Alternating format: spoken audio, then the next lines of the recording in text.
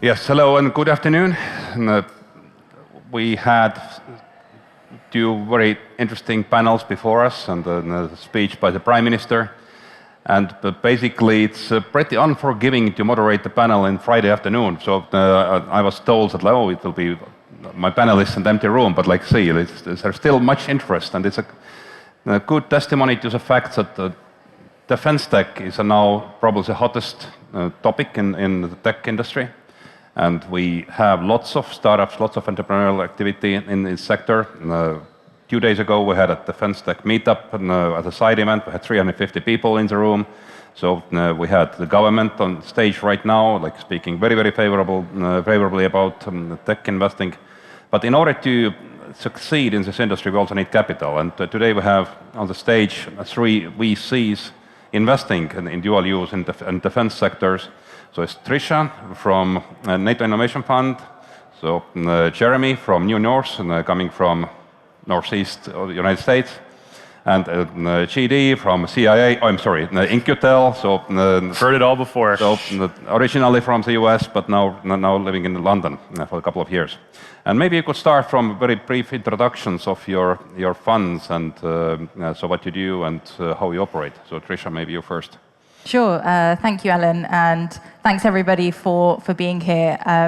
So I'm at the NATO Innovation Fund. It's a €1 billion fund backed by 24 of the NATO member states. It was launched last summer, so we've been operating for under a year, and we've just started making our first investments across deep tech and dual-use companies across the alliance. So our aim is to find companies across sectors such as space, quantum, biotech, energy, materials, with dual-use applications that are aiming to promote the alliance's defense, security, and resilience. So we invest from seed to Series B, tickets up to €15 million in the first round, and we invest both directly into startups and also indirectly into funds. And what's unique is that our connections back to NATO means that we can promote adoption by our LPs as partners, both on the government side as well as the commercial side. And of course, we also work closely with Diana to understand the strategic direction that NATO's going in and therefore inform our investments. So thank you. Yeah, Kelly, your colleague said 2 days ago that you have made 7 investments, but you haven't announced any. Like if you go to your website, there is still, like it's not under construction, but it's like, so when will we be ready to announce your first investments? Yeah, we're hoping to announce our first investments in the next few months.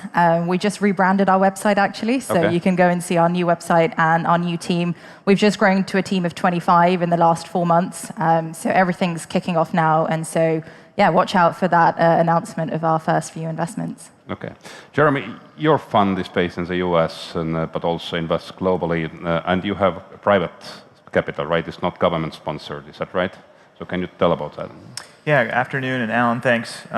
Jeremy Hitchcock from New North Ventures, GP of a fund called New North Ventures, and we are an early stage investment capital firm doing the very early stage, so seed, pre-seed, and we're looking for the teams that are doing work in dual use around decision making, think AI and ML, think misinformation, disinformation, and some deep tech themes. Big believers in public and private working together to solve really interesting foundational problems.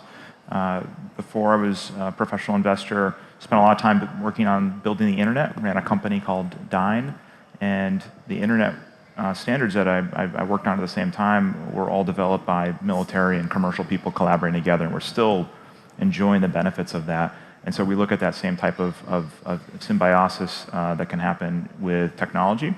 And we made our first investment in a company that's based here in Estonia late last year called Census Q. So getting to know the region and the entrepreneurial dynamism that's out here, and excited to share some thoughts around this dual use, defense, mil tech, whatever you call it, deep tech ecosystem. Thanks, Jeremy. And JD, over to you. Like I called you from CIA for a reason, isn't it? So Incutel, it's a fascinating fund. Like it is. I've been around for like 25 years now, right? We are the first of a kind national security investor, founded in 1999, chartered originally by the CIA as a private entity. Since then, we've invested in 750 companies. We have staff in 7 offices in 5 countries. and we're averaging about 1.1 or 1.2 investments per week. So quite active in anything that has an application to the national security sector or an implication to national security. If it's things like microelectronics, next-gen energy, all of that is within the remit. We're a purely strategic investor, so we are simply looking to back great teams that are trying to solve hard problems with a national security implication. Your charter actually says that you were created because U.S. Initially a CIA, but then wider U.S. national security community wanted to source technologies for the United States. So how much do you have any strings attached when you make investments? Yeah, great question. The origin of the story really begins, Silicon Valley was originally a project of the US Defense Department. A lot of the world's transformational technologies have been in a military construct, whether it's the internet, GPS, cell phones, those were all developed for military and defense purposes. In 1999, the US government was feeling like it was losing out on the innovation that was coming out of places like venture capital ecosystems around the world. So we were set up as a fund to tap into those early stage innovators and make sure that the US and our allies, notably the UK and Australia, who are also LPs in the fund, so to speak, can access those entrepreneurs, access those technologies, really understand them, and ultimately bring them to bear for the mission of national security. Thanks. So I would like to bring the discussion to the term dual use. So it has been widely used. Most people know what it is, like technology which can be applied for both civilian and military use. So, but it's still pretty foggy for many people, like what dual use actually is. And I'm old enough actually to remember late 80s when Soviet Union disintegrated and had a huge military complex. And Gorbachev pushed those enterprises to start working on dual use. So basically turning up, I don't know, pots and pans and fridges and so on. It didn't end too well. Like those fridges didn't work. Like if I'm making tanks and suddenly start making fridges, so most likely the fridge is not like resembles a tank maybe. So, but now we are trying to do a bit of the opposite. Like we have a huge industry which is like the civilian technologies, and now we're trying to push them more like into defense. So can any of you define what dual use is and where it starts and where it ends, and whether little technologies are included, like or not? Like if there is something that explodes or kills people, is that still part of dual use or single use? So let's speak about this terminology. I don't know because you're very much translator in Europe, so definitely. Yeah. And dual use is. Everything we do is dual use. We're not a defense tech fund, but equally we are a standalone sort of private venture capital fund. That's how we operate. So we have the close relationship with NATO, but we very much operate, on both a strategic and a financial basis. And that's why it's really important for us to be investing in dual use. And for us that means companies that have very strategic defense applications and very relevant defense applications, but equally very large. Long-lasting commercial markets as well. And for us, that means everything from, very directly applicable technologies that can be, deployed on the field, but could be repurposed for use in a commercial context, or equally anything that indirectly benefits the alliance's security or resilience. So we talk about things like energy resilience and reducing reliance on fossil fuels. Now, you might not think immediately that's a defense technology, but actually it's dual use because it's benefiting both government actors as well as commercial actors. So for us, it's really important to assess both sides of the coin and make sure that these technologies can have multiple purposes, can be repurposed, and can be deployed across all these different contexts. Jeremy, can your fund invest into purely military technologies? Yeah, we're not prohibited, and our limited partner mix is mostly individuals, family offices. In some ways, they look at us like impact investing, and so this whole thematic side of defining dual use, I think, is there's a famous Supreme Court case that describes pornography in the United States, and literally it's called the Roth decision, and it's it when you'll see it. And I think that dual use in some ways is that, where maybe it's a technology that comes from a government, military, defense application, but there's a very clear commercial civilian use. Using the example of internet, being able to have unified communications, command and control instructions on the same network. But also a wonderful communication platform that we can send emails to each other. So that's one where the adaptation of technologies really makes a lot of sense.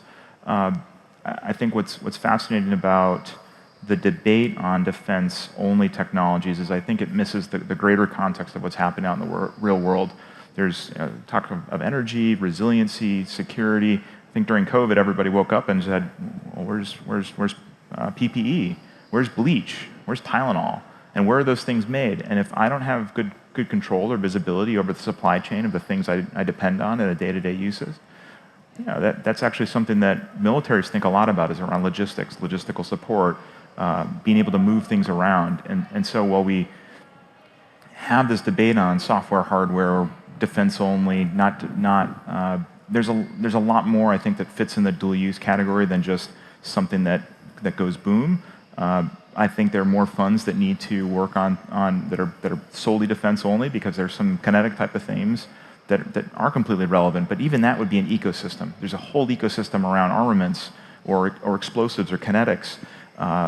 So I think it's, in some ways, the whole debate on what's in the dual use category versus what's not in the dual use category, I think misses the point, which is this is an underinvested category. There's about 30 funds, $4 billion or so in venture capital firms that in the United States that are investing in this area, and they're doing very well. And there's probably a greater demand for that capital than there is supply of it. Mm-hmm. But when you raised your fund and approached LPs, and was it easier to raise a defense-focused or dual-use fund than, let's say, a classical technology, like an technology agnostic firm? So how did it feel when you went out? Yeah, I think in our experience, we have extreme latitude from our LPs, and so if we brought them something, and there's been a couple that we've gotten very close that are defense-only applications. They've been very supportive. I mean, it wasn't an intended prohibition, but our draft of our LPA said that we could only invest in companies that were in the United States. And so when this opportunity, for example, for the company here in Estonia came up, we put together a memo and said, hey, can we get a waiver for this? And people are like, yep, advances the common good. Let's go. Let's not think about and let's not get in the way of these silly prohibitions. And so there's some restrictions that are around military grade or defense grade things, and understand the history of them. But I think it's incumbent on policymakers and regulators to think, where's the puck going? And adversaries are ahead of us in a lot of areas, and in some places we need to catch up, and in some places we just need to further advance our lead. But in either way, it's a call for action that we can't just sit on the sidelines and do nothing. Thanks, Jeremy.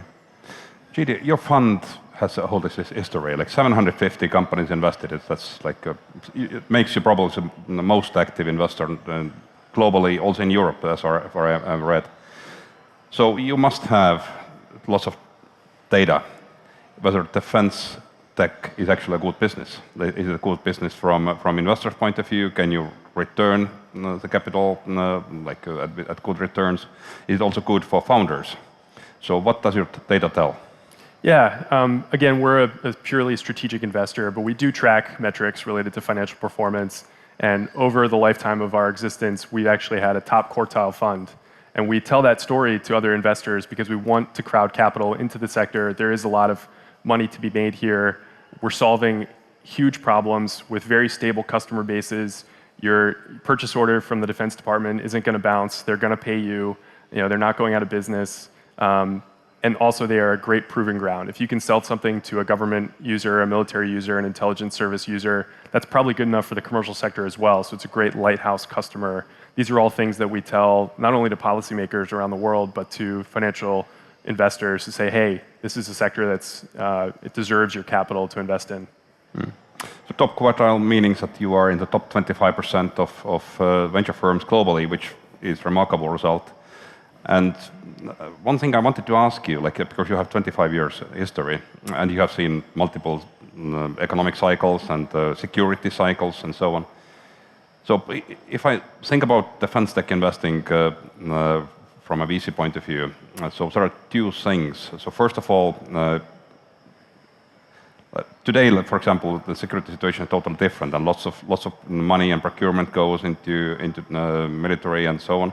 So, but it may end. I don't know, maybe will be some geopolitical change, and like today there are billions of procurement, for example, in drones alone and so on. But when the war, for example, stops or ends, hopefully with Ukraine's victory, so in that case, lots of that demand may go away, and like it's very highly unpredictable. It's like very dependable on geopolitical events. So, and secondly, in this industry, a lot depends on the government. Like the government shall be open to procure from your companies. So now, how do you see those factors impacting your investment thesis? So it's like it's highly dependent on geopolitics. It's highly dependent on government.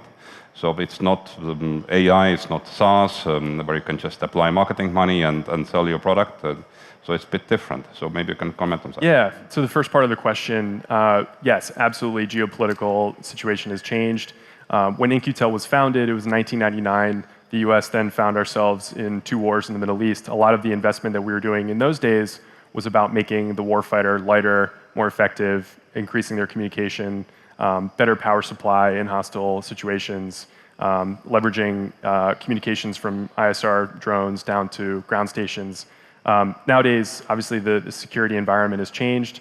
Things like microelectronics, energy, life science are all being used as levers in this kind of competition against non-democratic societies. So we're investing increasingly in technologies like those that will eventually have capabilities or applications to security, but are currently sort of in that pre-application, pre-tactical use kind of category. To the second part of the question, while we do take an investment approach, about half of our investments have what we call a work program, which is where we actually sign up a government user who raises their hand and says, I have a use case where I think I can use this technology to better my mission, to complete my mission. And we actually hold them accountable to pilot and ultimately adopt that technology. So we work with both the government customer and the portfolio company to try to close that adoption gap, because that is extremely hard to do in any kind of industry. It's even harder to do in the defense industry. But still, being a founder in defense tech, is it harder or simpler than in other areas? Well, in some ways, there's a lot of information. Governments publish their procurement, they publish their requirements. They're getting better about having more open doors to industry. It's now obvious that government needs commercial technology, it needs startup capabilities. That's a relatively new evolution. So I think it's never been a better time to be a founder in defense tech. There's more capital in the system, there's more people willing to talk about their problems. There's new entities like NIF and Diana, which are catalyzing Europe. There's AUKUS between the US, the UK, and Australia, which is going to have a knock-on effect for a lot of commercial technologies. So yes, it's hard, but building a company is hard, period. And what's better than building something that can have a positive impact on our societies? And truthfully, time and money that you invest in defense tech is time and money you're investing in deterrence and trying to keep us all from further conflict. And I'd quickly add, companies that are run by founders who are thinking about geopolitical dynamics, they're going to have an advantage in today's day and age. You had so many companies that during COVID who woke up and they said, I'm a travel company, like what do I do? And you have most of the founders that are in companies of the likes that we're backing, and a conflict changes, the technology venue changes, something happens that fundamentally changes the market space, and those people know how to pivot better. I also think as we're looking at ethical applications of AI, big data, there's a much more societal and whole of nation approach of what are the balances between privacy and ethics and all of those really thorny issues that you want somebody who's making those decisions to have. So in some ways, it's yes, not an easy place, but building a company is not an easy game. But I think in this place, the founders who are in this with that geopolitical lens, like they're much better off and they're more resilient than your run-of-the-mill founder. I think one thing I might also add, or an extension to what you guys have said, is I think previously defense was almost, defense was seen as its own vertical, its own category, and very much driven by geopolitics and kind of broader global, events and influences. And I think that's changing because now, since we're talking about dual use, almost anything can be a defense company, anything can be a dual use company, and you're no longer relying on these major geopolitical events to occur in order to drive that change. And I think founders are becoming a bit more confident, a little bit more motivated to set up these companies that can be dual use without the need for someone to say, oh, there's a war going on, now we need this capability. I think there's an understanding that we need these things anyway. Things like energy, things like semiconductor manufacturing. We need these capabilities regardless. And so I think that definition of defense is blending a little bit more into sort of mainstream. Thank you. Just a very quick question. There are many sub-industries in defense tech, like from drones to communications to cyber and so on. So if you would be somebody willing to enter this industry as a founder, but not having yet the idea what to do, so what is hot and what is not? So I've heard VC selling, I'm so tired of drone companies because I see them every day and I want something else, something unique. So, but can you just say something which you would definitely consider and something you are already tired of? Tricia, maybe you can start. Sure. My answer is biased. My background is actually in space tech, and so I'm a huge fan of the space industry. And I think space is obviously very well known in a sort of legacy defense context. We've got these big communication satellites. We've got a lot of this launch infrastructure that has existed for years. But now, again, on the dual use side, we've got things like low latency communications that can help everything from autonomous driving, which is a very commercial industry, all the way to communications out in the fields where you might not have existing communication infrastructure. So I think that's an effect that's becoming more and more clear these days. And another part of the space industry I'm super keen on is actually utilizing space for the benefit of manufacturing, of research, and actually servicing things that we have in space already to augment the capabilities we have there. And again, that ranges from communications all the way to Earth observation. How much do we know about what's going on the Earth's surface? And how can we then stay ahead of adversaries with that information? Thanks, Tricia. Jeremy. Our fund was inspired by OSS, the predecessor to the Central Intelligence Agency, Fusion Center for Insight and Action. And that's how we think about our investing activities and the marketplaces. We're still really interested in how people are taking massive amounts of data and trying to make better decisions. And so misinformation, disinformation are two thematic problems and opportunities for entrepreneurs to solve. The revenue models behind those are really undefined. The promise base is undefined, but people who are going to help manage the narratives, I think, are going to do exceptionally well. And that's ultimately very close to business intelligence, driving decision-making in an AI and data-enabled context. Militaries call it human in the loop for decision-making. And then you have AI agents or assisted humans. So that's a space that we really enjoy. Probably another one that we really look at is the connection between cyber and financial crime. And the reason why phishing still happens is because guess what? It works. There's a profit motive.